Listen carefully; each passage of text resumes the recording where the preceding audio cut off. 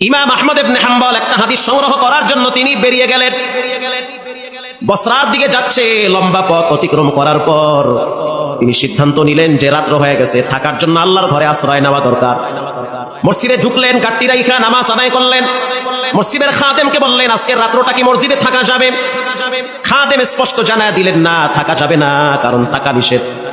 কারণ খাদেম তো জানে না যে ইনি হলেন এজিগর শ্রেষ্ঠ আলেম ইলমুদ্দাহার ইমাম আহমদ ইবনে হাম্বল। যে যারে চিনে সে তারে মানে, যে যারে চিনে না সে তারে মানতে চায় না, মানতে চায়। গাট্টি লইয়া বের হয়ে গেছে। ইশারের নামাজ আরেক মসজিদে পড়লো। নামাজের পরে খাদেমকে বলল, একটু থাকার জন্য বারান্দাটা খুলে দাও। খাদেম বলল, হবে না, কমিটি বলেছে রাত্রিবেলা এখানে কাউকে থাকতে দেওয়া হবে না। খাদেম যদি জানতো ইনি হলেন শ্রেষ্ঠ আলেম, মসজিদে রাখতেন না, মাথায় করে বাড়ি নিয়ে যেতেন। কিন্তু খাদেম তো চিনে না।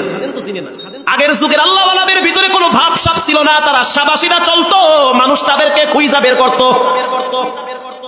ইমাম আহমদ ইবনে হাম্বল সিদ্ধান্ত নিলেন যে হয়তো আমার জন্য থাকা উপযোগী না মসজিদ।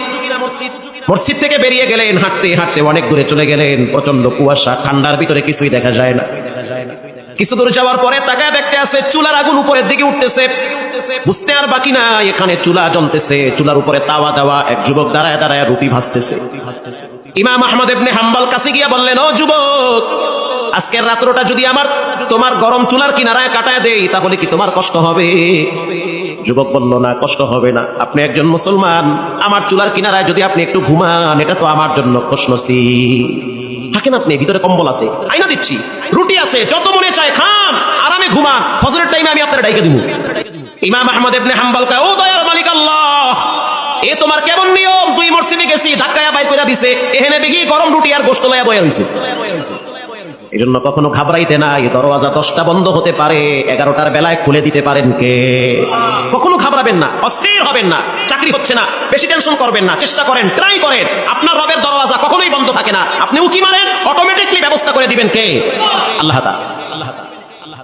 ইমাম আহমদ ইবনে হাম্বল গাট্টি পাশে রাইখা গরম চুলার কিনারায় পিঠটা লাগাইয়া ঠেকনা দিয়া শুয়ে আছে।